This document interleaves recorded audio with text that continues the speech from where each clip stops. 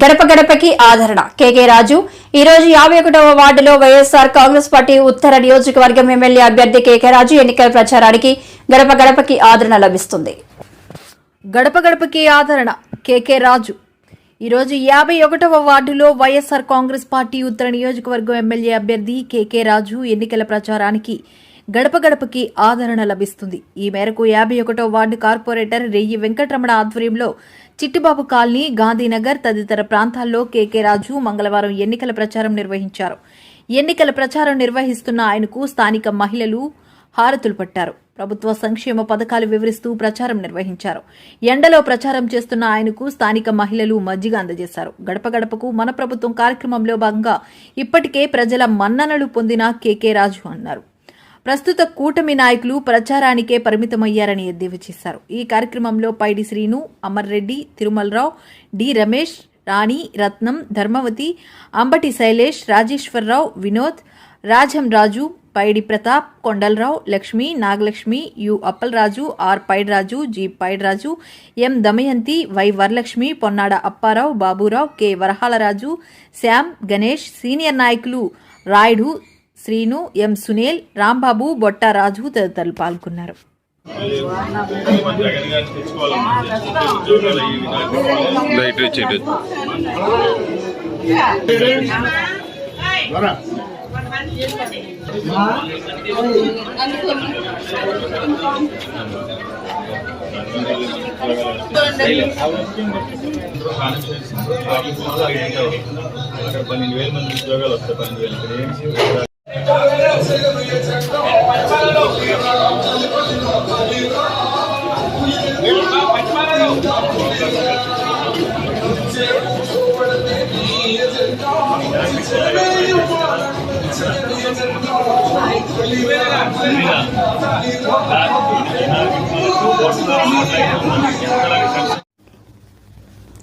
CM Jagan కి వచ్చే ప్రజాదరణ చూసి దాడులకు పాల్పడుతూ తెదేపా నీచ రాజకీయాలు చేస్తుంది.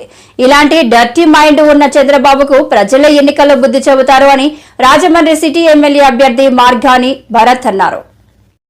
మంత్రివర్యులు వేణుగోపాలకృష్ణ గారు చెప్పినట్టు మన ప్రియతమ ముఖ్యమంత్రి జగన్మోహన్ రెడ్డి గారిది విజయవాడ నడిబొడ్డులో ఏ రకంగా అయితే కుట్ర పన్ని వారిపైన దాడి చేయడం జరిగింది, మరి అక్కడా కూడా మనోధైర్యం పోకుండా మరి ఏ రకంగా ముఖ్యమంత్రి గారు ఒక దృఢ సంకల్పంతో ప్రజల మనిషి జగనన్న ఇవాళ అది దాడి నిజంగా చాలా బాధాకరం. నేను ప్రెస్ మీట్లో చెప్పాను, మళ్ళీ ఒక్కసారి గుర్తుకు చేస్తున్నా. ఇవాళ ఎయిర్ షాట్ చేసింది నేరుగా ఈ ప్రాంతంలో తగిలింది. ఒక అంగుళం కింద కానీ ఒక అంగుళం పక్కన కానీ తగిలి ఉంటే ప్రాణానికి ఎంత ప్రమాదం జరిగేదో ఒక్కసారి ఆంధ్రప్రదేశ్ రాష్ట్ర ప్రజలను గమనించమని కోరుతా ఉన్నా. ఇట్లా చేయడం వలన ఎవరికి లాభం చేకూరుతుంది? పూర్తి స్థాయిగా తెలుగుదేశం పార్టీ, జనసేన పార్టీ తప్పితే వేరే వాళ్ళకి లాభం లేదు. ఎందుకంటే ఆ రాయ నేరుగా వచ్చి కన్నుకు తగిలినా లేకపోతే ఈ కన్నుతకు తగిలినా ఒక నెల రోజులు నిజంగా ఒకవేళ హాస్పిటలైజ్ అయితే వీళ్ళు చక్కగా ఎలక్షన్లు చేసేసుకుందానిక ఈ రకమైన కుట్ర పన్నారు. ఒకవేళ నిజంగా గట్టిగా తగిలి ఉంటే మరి పరిస్థితులు ఏ రకంగా ఉంటాయో ఒక్కసారి ఆంధ్రప్రదేశ్ రాష్ట్ర ప్రజలు గమనించమని కోరుతా ఉన్నా. దాని తర్వాత ముఖ్యమంత్రి గారు గన్నవరం సభకు రావడం జరిగింది, రోడ్ షోకి రావడం జరిగింది. సభకి వస్తే లక్షల మంది ప్రజలు నేషనల్ హైవే 6 లైన్ నేషనల్ హైవేకి ఏ రకంగా వచ్చి ఉన్నారో ఒక్కసారి ప్రజల్ని, ఈ ప్రతిపక్ష నాయకుడిని ఒకసారి ప్రతిపక్ష నాయకుడు ఆలోచన చేయాలి. నువ్వు ఎన్ని రకాలు దాడులు చేసినా ప్రజల మద్దతు ఇంకా పెరుగుతుంది తప్పితే ఎక్కడ తగ్గేది లేదు అని కూడా ఈ సందర్భంగా తెలియపరుస్తూ ఊర్లంతా కూడా రోడ్లపైకి వస్తూ ఉన్నారు జగనన్న చూడటానికి. మరి అదే తరహాలో ఎక్కడా కూడా విరామం లేకుండా ముఖ్యమంత్రి గారు ఇవాళ ప్రయాణం చేస్తూ ఇవాళ తూర్పుగోదావరి జిల్లాకు అడుగు పెట్టనున్నారు. తూర్పుగోదావరి జిల్లాలో మరి రేపు ఉదయము రావులపాలెం, ఈతకోట మీదుగా రావులపాలెము నుంచి పొట్టిలంక పొట్టిలంక వచ్చి ఆ పొట్టిలంక మీద నుంచి వేమగిరి జంక్షన్ నాకు తెలిసి సాయంత్రం టైంలో ఉంటుంది. టెంటేటివ్గా ప్లాన్ వచ్చింది కాబట్టి సాయంత్రం టైంలో వేమగిరి దగ్గర మరి అటెండ్ అయ్యి అక్కడి నుంచి మోరంపూడి జంక్షన్కి సుమారుగా నేను టెంటేటివ్గా 4 గంటల ప్రాంతం అని అనుకుంటున్నాము. ఇది మినిట్ టు మినిట్ ప్రోగ్రామ్ వస్తుంది. వేమగిరి దగ్గర నుంచి మన ఎంపీ ఆఫీస్ మీదుగా ఆర్టీసీ కాంప్లెక్స్ నుంచి షెల్టన్ హోటల్ దగ్గర నుంచి తాడితోట జంక్షన్ నుంచి రైట్ సైడ్ తీసుకుని ముగ్గుపేట జంక్షన్ మీదుగా మళ్ళీ లెఫ్ట్కి తీసుకుంటే అటు అశోకా థియేటర్ మీదుగా ఆజాద్ చౌక్ దగ్గర నుంచి ఫ్రంట్కి వెళ్తే దేవీ చౌక్ దగ్గర నుంచి ఎడం చేతి పక్కకు తీసుకుంటే గోకవరం బస్టాండ్ మీదుగా అంబేద్కర్ స్టాచ్యూ మీదుగా రైట్ సైడ్ తీసుకుని మనకి ఆర్యాపురం జంక్షన్ మీదుగా అక్కడి నుంచి సత్యనారాయణ స్వామి గుడి మీదుగా మూలగొయ్య దగ్గర నుంచి మనకి సీతంపేట జంక్షన్ మీదుగా పేపర్ మిల్ దాటుకుని మల్లైపేట దగ్గర నుంచి కాతేరు నుంచి నేషనల్ హైవేకి మరి వెళ్ళడం జరుగుతుంది. ఈ రకమైన రోడ్ షో ముఖ్యమంత్రి గారిది రాజమహేంద్రవరం సిటీ, అదేవిధంగా రాజమహేంద్రవరం గ్రామీణం, ఈ 2 నియోజకవర్గాలకి సంబంధించి మరి విశేషంగా ప్రజల్ని అందరినీ కూడా అపీల్ చేస్తూ ఉన్నాం. జగనన్న మీ బిడ్డ, ప్రజల ప్రతి ఇంటి పెద్ద కొడుకు కింద మరి జగనన్న రేపు రాజమహేంద్రవరంలో అడుగు పెట్టనున్నారు.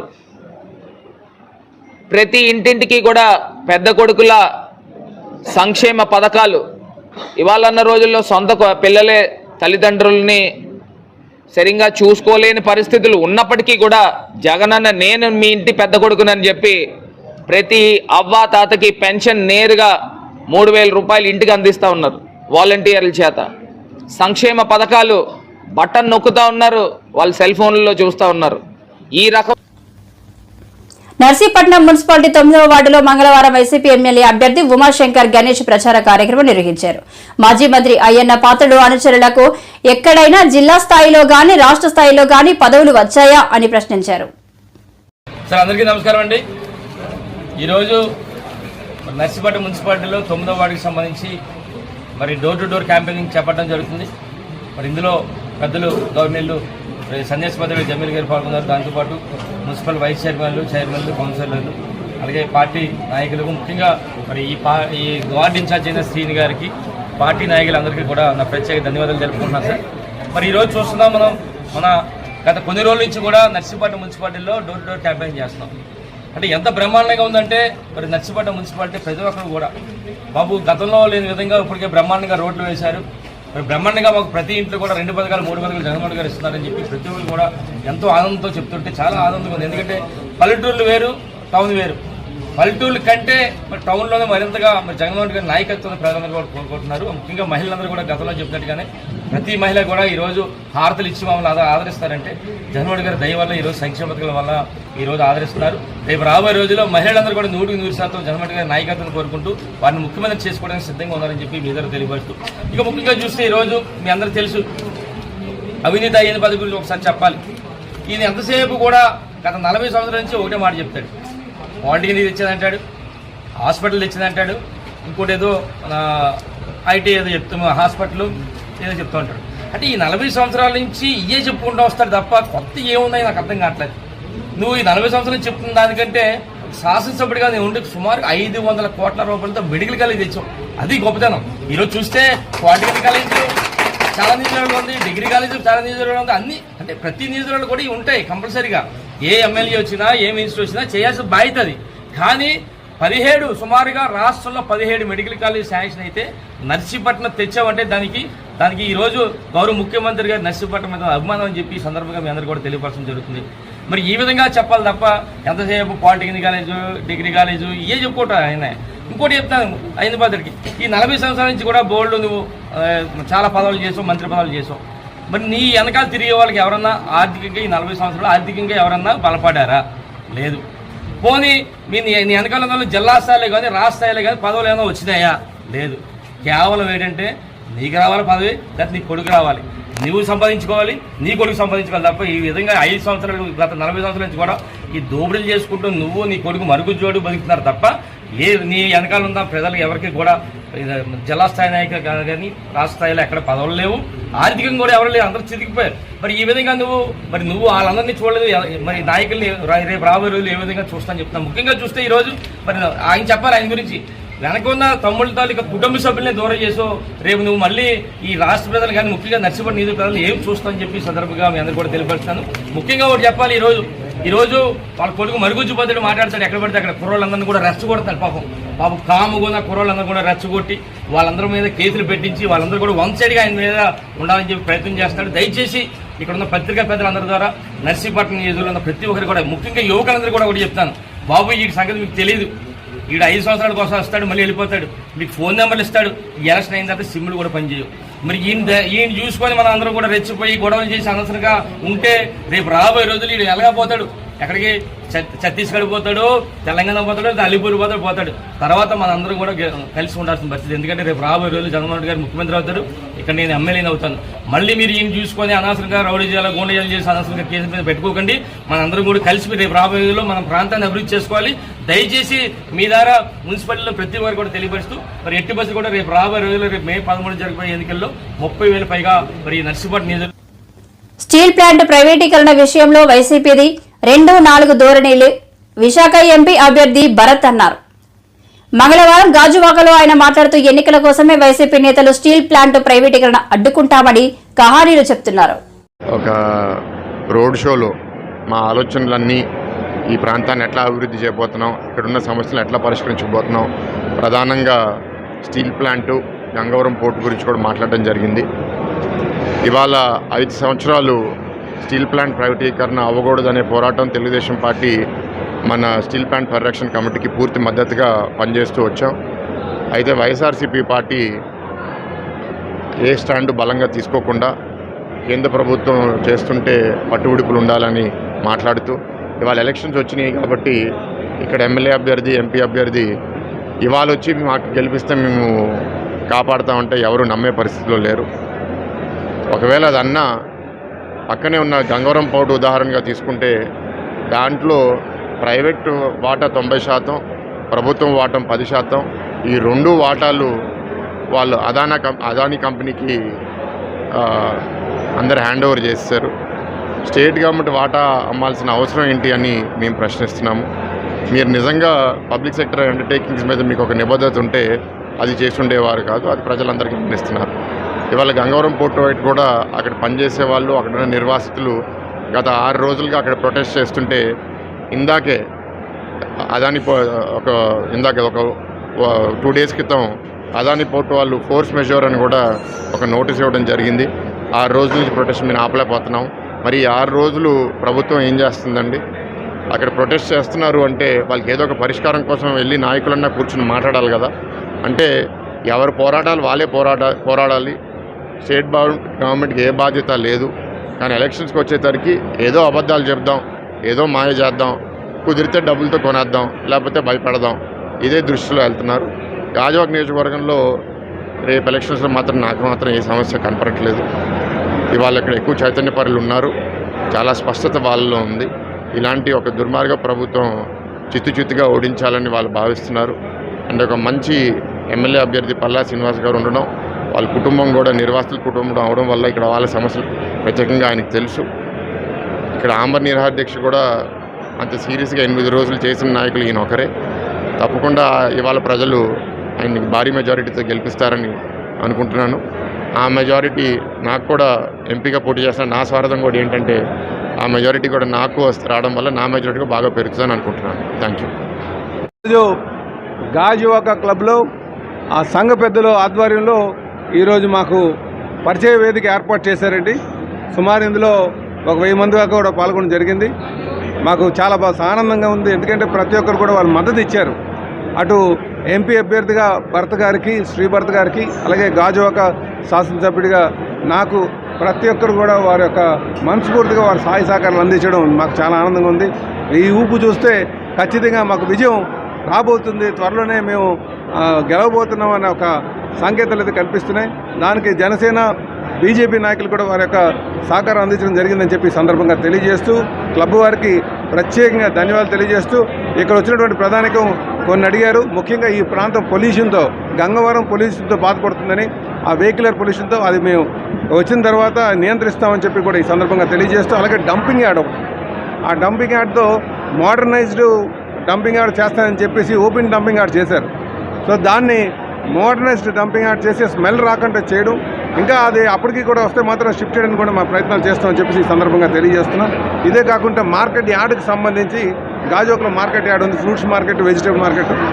ఆ యార్డ్కి సంబంధించి వారికి ఆల్టర్నేట్గా ఫ్రూట్ మార్కెట్స్ ప్రత్యేకంగా వారికి వేరేగా ప్రభుత్వం కేటాయించమని చెప్పి వాళ్ళు కోరారు.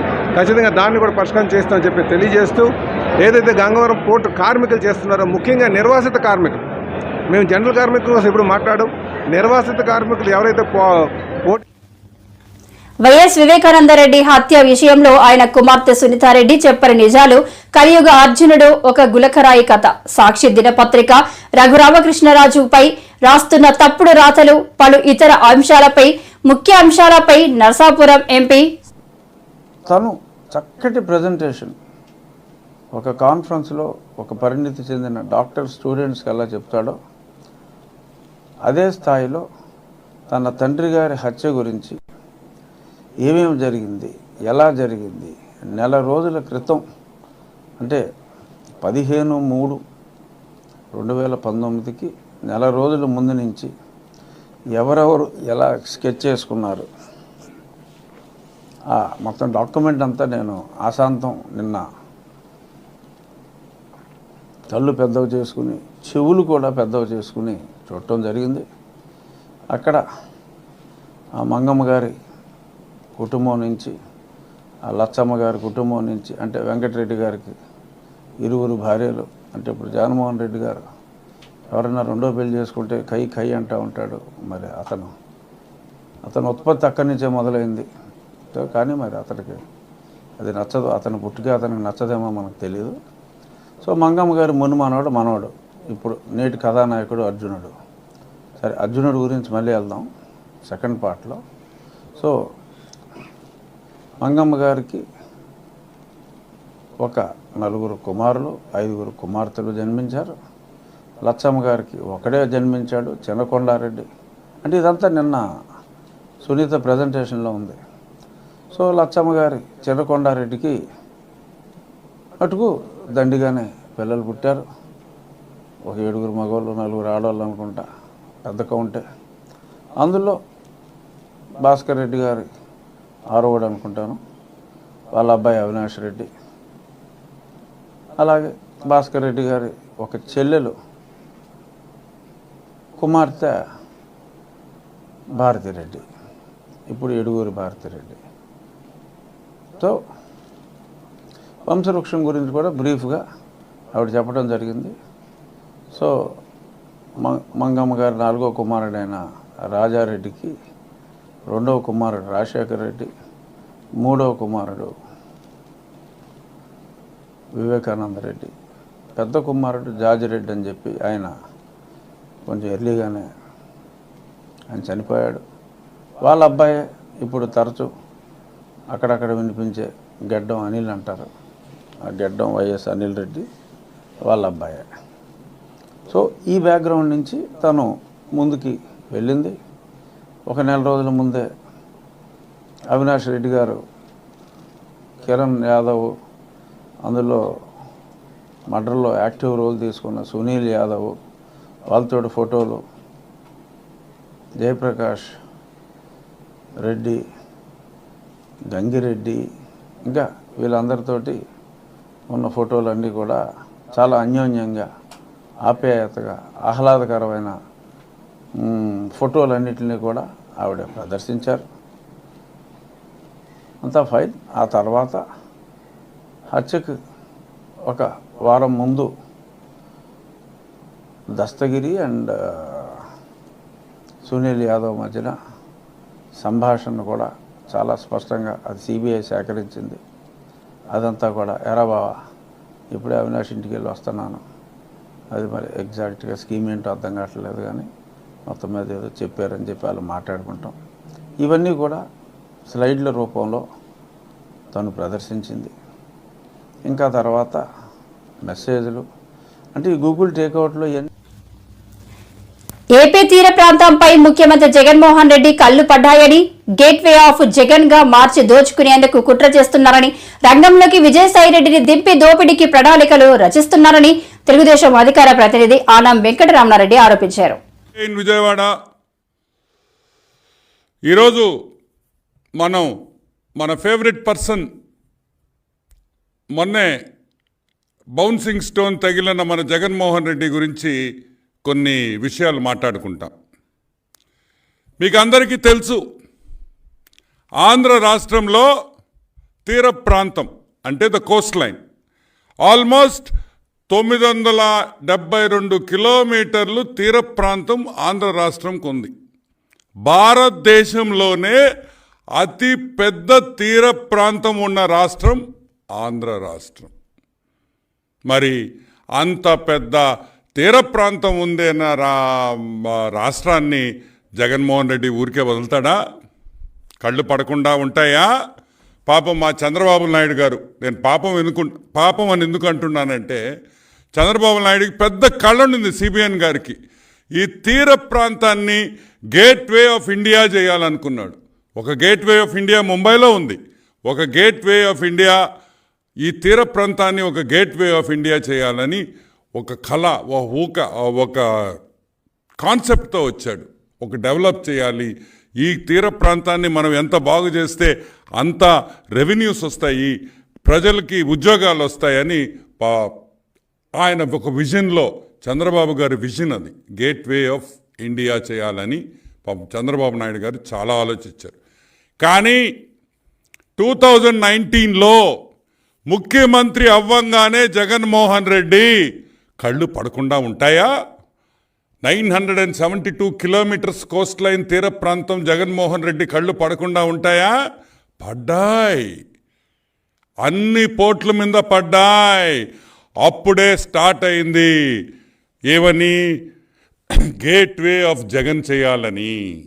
ఈ తీర ప్రాంతం గేట్వే ఆఫ్ ఇండియా కాదు, gateway of Jagan, gateway of half ticket. ఈ తీర ప్రాంతం మీద అతను కన్నుబడిన తర్వాత ఫస్ట్ గుర్తొచ్చేది ఎవరు జగన్మోహన్ రెడ్డికి? ఏదైనా కబ్జా చేయాలన్నా, ఏదైనా తీసుకోవాలన్నా, ఏదైనా బెదిరించాలన్నా ఫస్ట్ జగన్మోహన్ రెడ్డికి గుర్తొచ్చేది మా పొట్టి సారాయి Reddy, Vijayasai Reddy, the financial criminal. Jaganmohan రెడ్డికి పెద్ద బ్రోకర్ అయిన విజయసాయి రెడ్డి రంగంలోకి మన హాఫ్ టికెట్ జగన్మోహన్ రెడ్డి ఈ పొట్టి సారాయి రెడ్డిని రంగంలోకి దింపాడు. ఎందుకు పొట్టి సారాయి రెడ్డిని ఒక్కడే దింపారు? ఎందుకంటే పొట్టి సారాయి రెడ్డి వియంకుల కంపెనీ అరబిందో, పొట్టి సారాయి రెడ్డి వియంకుల కంపెనీ అరబిందో అనే ఒక సంస్థ, ఆ సంస్థ జగన్మోహన్ రెడ్డికి